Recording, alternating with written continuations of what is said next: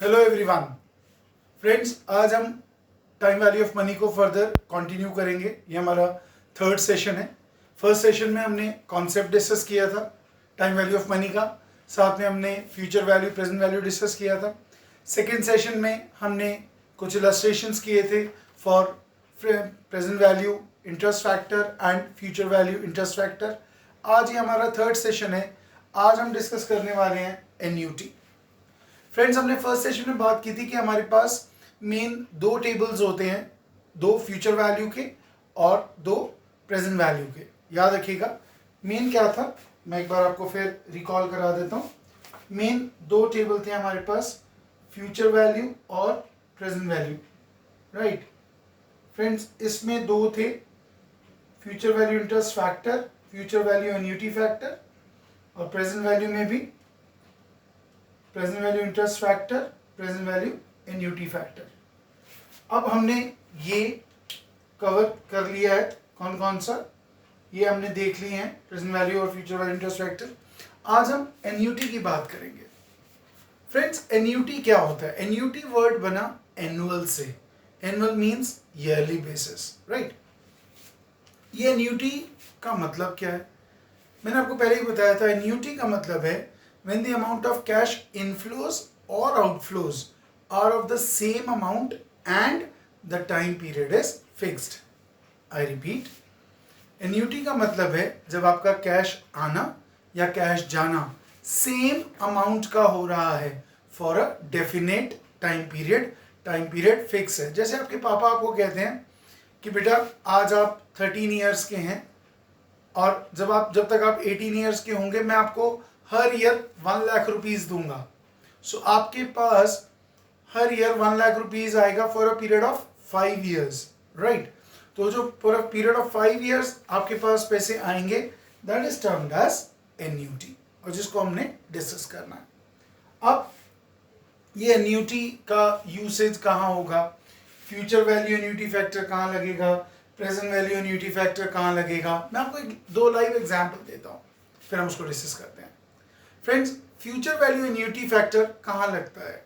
जब आपको एक लमसम पैसे की जरूरत है after a particular time period, जैसे आज से 15 साल बाद या 10 साल बाद आपको से 50 लाख रुपीस की जरूरत है।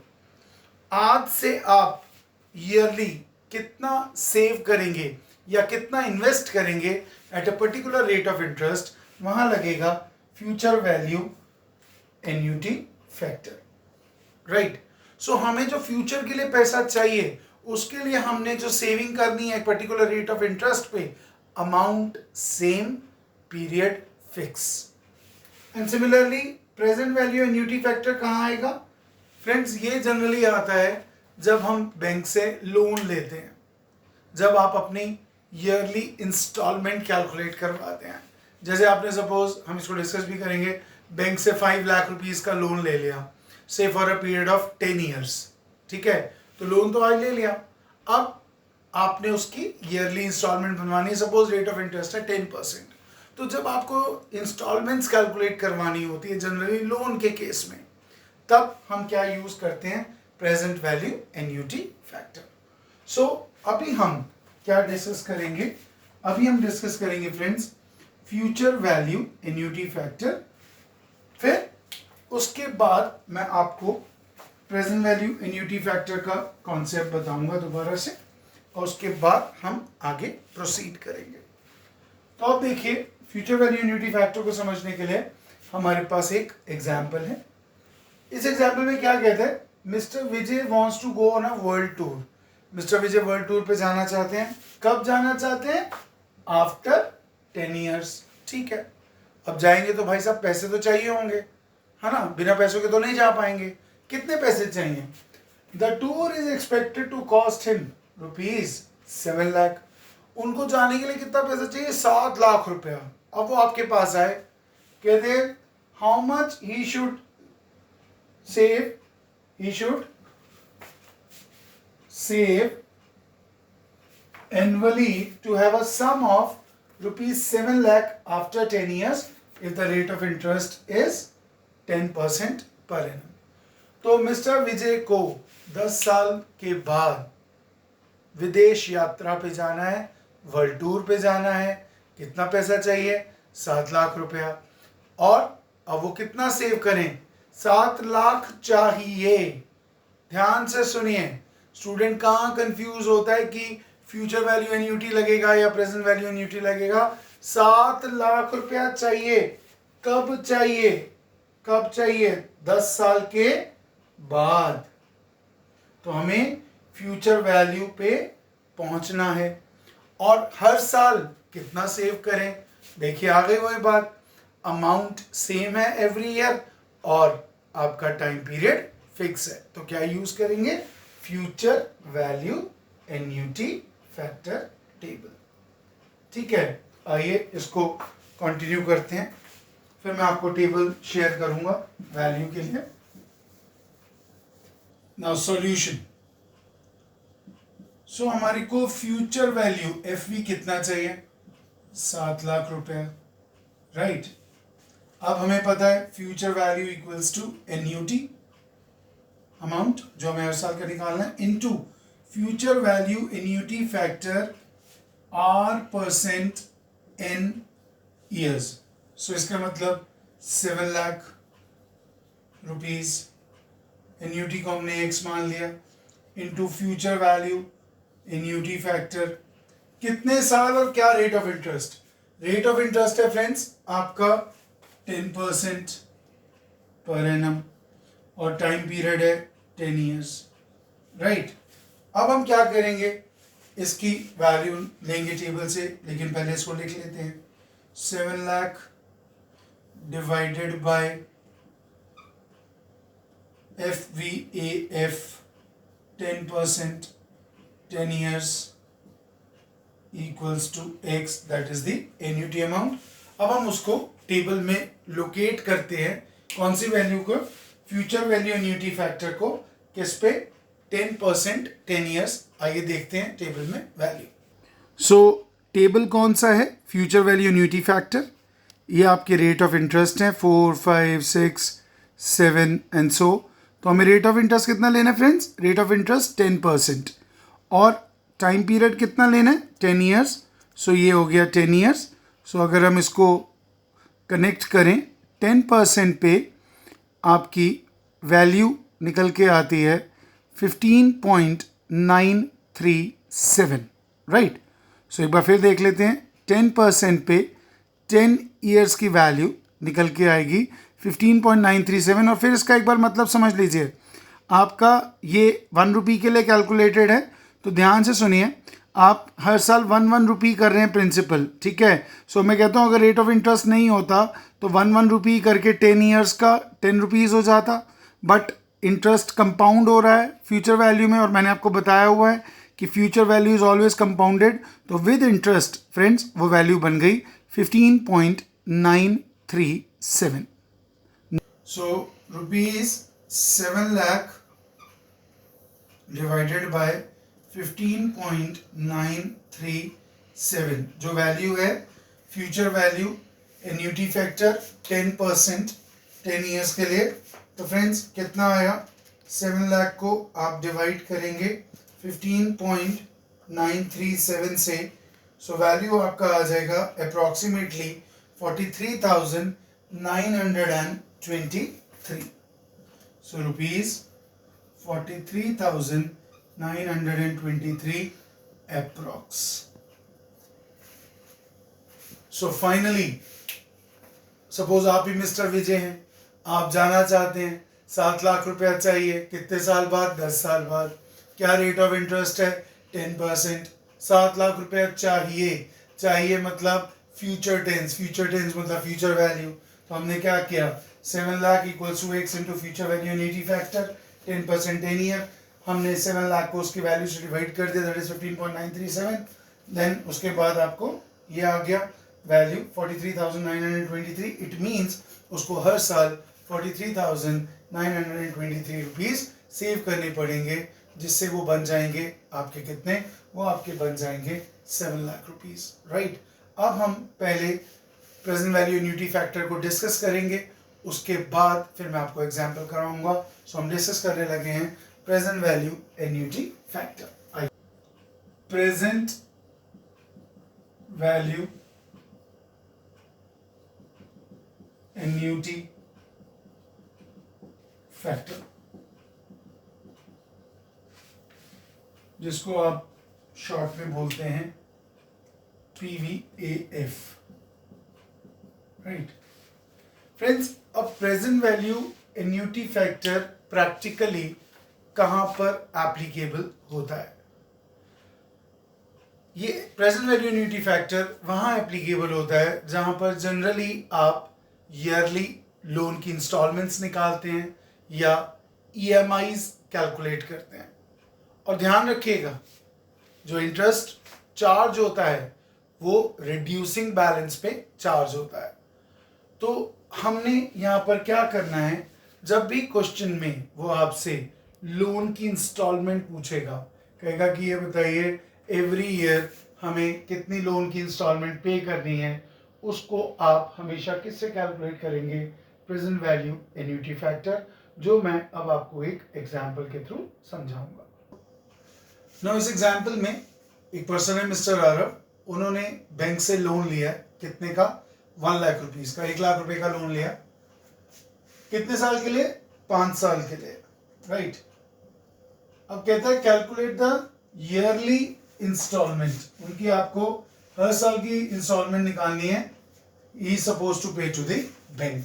अब देखिए फिर आ गई दो बातें, मैं दोबारा रिपीट कर रहा हूं।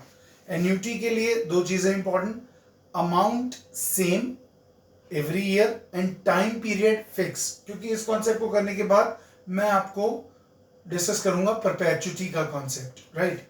सो इस केस में क्या है आपका, इन्होंने लोन बोरो किया तो उसमें आपका क्या बन गया? 1 लाख का लोन है, 10% रेट ऑफ इंटरेस्ट है एंड टाइम पीरियड है 5 ईयर्स।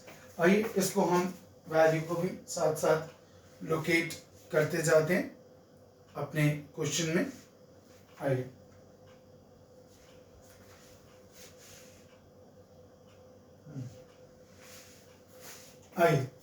सॉल्यूशन देखते हैं, फिर डिस्कस करते हैं।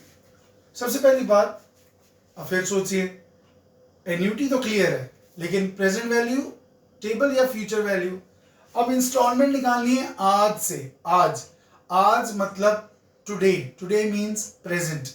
हमने से पहले वाला जो क्वेश्चन किया था वर्ल्ड टूर वाला, उसमें उस पर्सन को 7 लाख रुपया चाहिए था 10 साल के बाद, लेकिन यहां तो 1 लाख रुपया वो ले चुका है और उसको आज से इंस्टॉलमेंट निकालनी शुरू करनी है। आज मतलब प्रेजेंट वैल्यू, ठीक है। तो देखिए प्रेजेंट वैल्यू इक्वल्स टू आपका amount into present value annuity factor R%N। Amount किस चीज का? अमाउंट ऑफ इंस्टॉलमेंट, ठीक है। सो प्रेजेंट वैल्यू कितना आपके पास friends?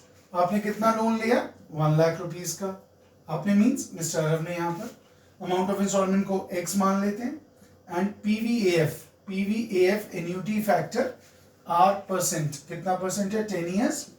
10% sorry, and year is 5, right. So 1 lakh rupees divided by this value, that is PVAF 10% 5 years। सो इससे आपकी x की वैल्यू आएगी, जिसको अब हम टेबल में लोकेट करना सीखेंगे।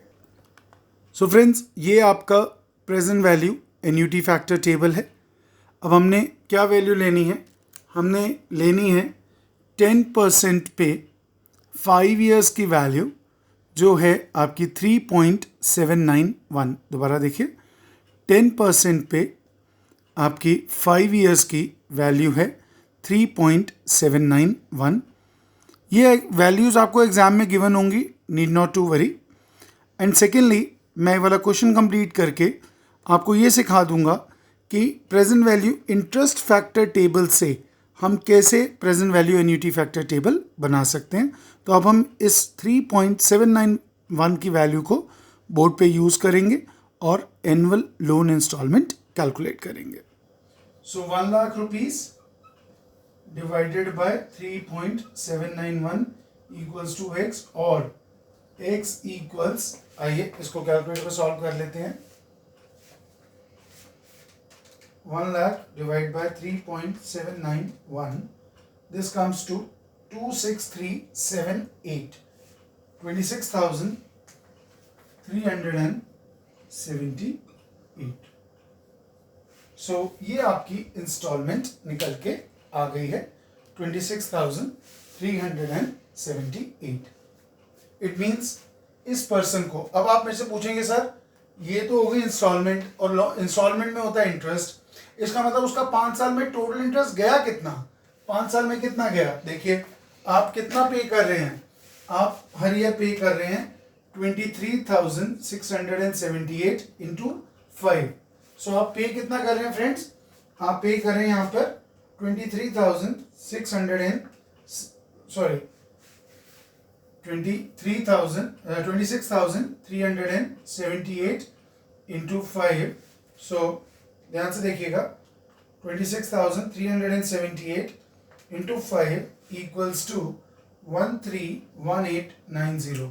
और आपने लोन कितने का लिया, लोन लिया आपने 1 लाख का। इसका मतलब ओवर अ 5 ईयर पीरियड आप कितना इंटरेस्ट पे करेंगे, आप पे करेंगे 31,890, राइट। सो आप कितना पे करेंगे 31,890.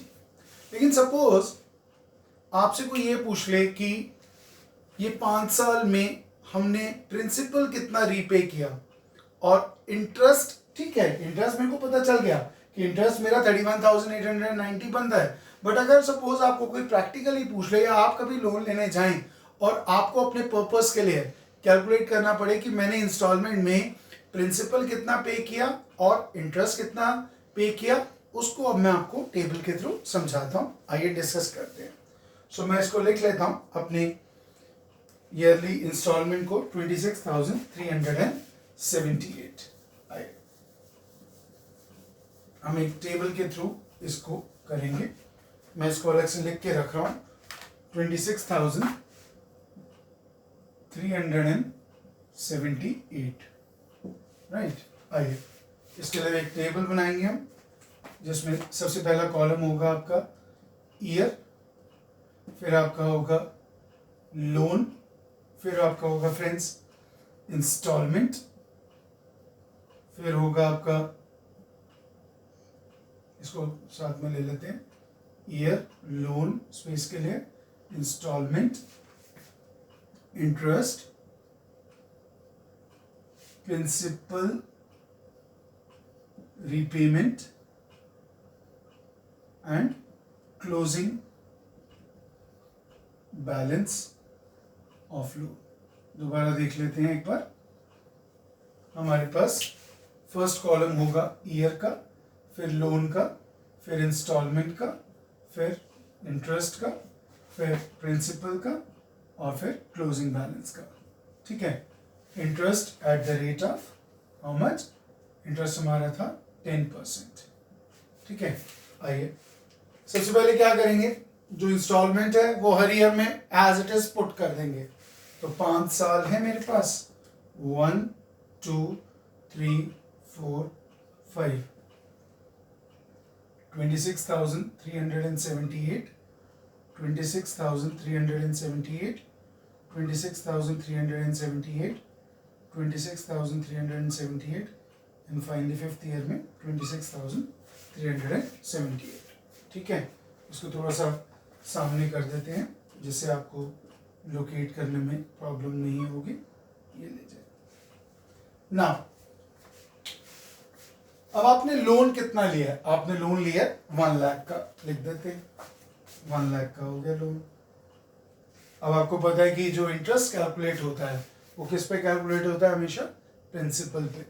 तो 1 लाख पे 10%, इसका मतलब फोर्थ कॉलम जो है वो आपका होगा सेकेंड इंटू 10%, याद रखिएगा, सेकेंड इंटू 10%। सो 1 लाख का 10% दैट इज 10,000 रुपीज, ये ले जाए। अब आपने जो इंस्टॉलमेंट पे करी है वो है 26,378। इंटरेस्ट कितना है आपका 10,000। और आपको पता है जब हम इंस्टॉलमेंट पे करते हैं, इंस्टॉलमेंट के दो कंपोनेंट्स होते हैं, क्या? एक प्रिंसिपल कंपोनेंट और एक इंटरेस्ट कंपोनेंट। अब देखिए जो आपने पे किया इंस्टॉलमेंट जिसमें इंटरेस्ट इंक्लूडेड है, दैट इज 26,378 एंड इंटरेस्ट कितना निकल के आया है 1 लाख का 10% दैट इज 10,000। सो हमारा प्रिंसिपल हमने कितना पे किया 26,378 minus 10,000 which is equals to 16,378। 16,378, ठीक है। अब लास्ट क्लोजिंग बैलेंस कितना?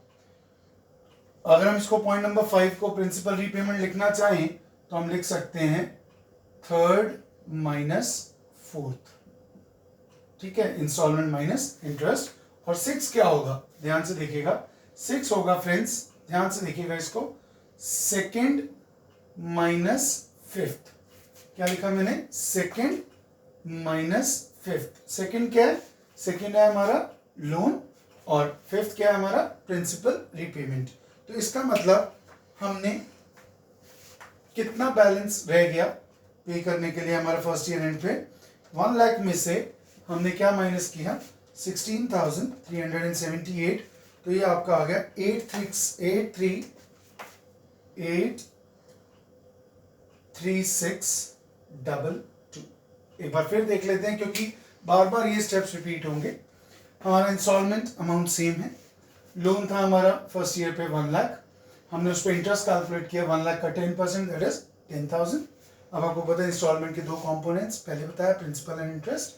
तो आपने इंस्टॉलमेंट में से इंटरेस्ट माइनस किया, प्रिंसिपल रीपेमेंट आ गया। फाइनली आपका फर्स्ट ईयर एंड पे लोन कितना बचा 1 लाख में से आपने प्रिंसिपल माइनस किया 83622। अब ये 83622 फ्रेंड्स सेकेंड ईयर का ओपनिंग बैलेंस आ जाएगा। इस पे आप फिर इंटरेस्ट कैलकुलेट करेंगे, कितना? इस पे आप कैलकुलेट करेंगे 10%। सो फ्रेंड्स ये आएगा 8362। 8362 ये आपका आ गया इंटरेस्ट। अब देखिए आपको पता है कि डाउन द लाइन जैसे जैसे ईयर्स बढ़ते जाते हैं लोन की इंस्टॉलमेंट में प्रिंसिपल का कंपोनेंट बढ़ता जाता है और इंटरेस्ट का अमाउंट कम होता जाता है। क्यों? क्योंकि लोन का बैलेंस कम होता जा रहा है, राइट।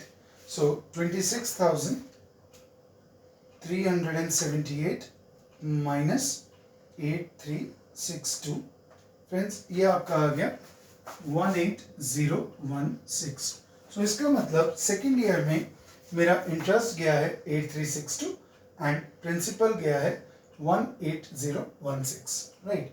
अब मेरा क्लोजिंग बैलेंस क्या होगा? मैंने आपको पहले ही बताया, सेकेंड कॉलम लोन का बैलेंस 83622 माइनस 18016, 83622 माइनस 18016। सो देखिए ये आपका आ गया 65606, सेकेंड ईयर का closing balance. Similarly third year पे आ जाइए, थर्ड ईयर पे भी आपका अब ओपनिंग बैलेंस 65606। अब इस पे 10% इंटरेस्ट निकाल दीजिए इंटू 10%, तो राउंड ऑफ करके आ गया 6561, ठीक है। कैसे आया? फिर वही ना, आपने लोन पे 10% निकाला, अब प्रिंसिपल फिर वही करेंगे, steps are the same but last year में ध्यान रखेंगे, मैं आपको बताऊंगा 26378 राइट माइनस 6561, सो 19817। देखिए इंटरेस्ट घटता जा रहा है, रिड्यूस होता जा रहा है और प्रिंसिपल कंपोनेंट रीपेमेंट बढ़ता जा रहा है। अब फाइनली लास्ट आपका क्या आएगा क्लोजिंग बैलेंस 65606 माइनस जो आपने पे किया प्रिंसिपल 19817, ये आ गया 45789। ये आ गई आपकी थर्ड ईयर का क्लोजिंग बैलेंस। अब ये बन गया फोर्थ ईयर का ओपनिंग बैलेंस 45789, राइट। अब फिर इस पे इंटरेस्ट कैलकुलेट करेंगे इंटू 10%, सेम 4579 राउंड ऑफ कर रहे हैं 4579, राइट। अब फिर same 3 minus 4 that is 26378 minus 4579, so 21799, right. और अब आपने 45789 में से प्रिंसिपल रीपेमेंट माइनस करना है। 45789 माइनस 21799, फ्रेंड्स ये आ गया आपका 23990, ठीक है। अब फाइनली लास्ट ईयर में कुछ नहीं करना, ध्यान रखेंगे 23990 is the opening balance. Instalment गई है कितनी 26378, तो जो डिफरेंस आएगा that will be the 5th year interest. उसको आपको कैलकुलेट करने की जरूरत नहीं है, that is 2388 approx, right. So ये आपका कंप्लीट होता है और आपने प्रिंसिपल रीपे कर देना है। अब आप जब प्रिंसिपल रीपे करेंगे तो देखिए अप्रॉक्सीमेटली वही वैल्यू आएगी 26378 माइनस इंटरेस्ट 2388, तो अप्रॉक्सीमेटली पूरी वैल्यू मैच कर रही है 23990। सो इस वे से आप अपनी टेबल कैलकुलेट कर सकते हैं। जब भी आप लोन लेने जाएं आप खुद अपनी इंस्टॉलमेंट कैलकुलेट कर सकते हैं और उसको सेग्रीगेट कर सकते हैं किसमें, इंटरेस्ट और principal component repayment. So finally ये आपका टेबल बना है, एक बार देख लीजिए आप लोग ध्यान से, राइट। अब मैं आपको नेक्स्ट सेशन का पहले ही बता देता हूँ। नेक्स्ट सेशन में हम कवर करेंगे परपेचुटी का कॉन्सेप्ट और साथ में हम कुछ और क्वेश्चंस करेंगे जो आपके exam as well as practical life को कवर करेगा। Thank you so much.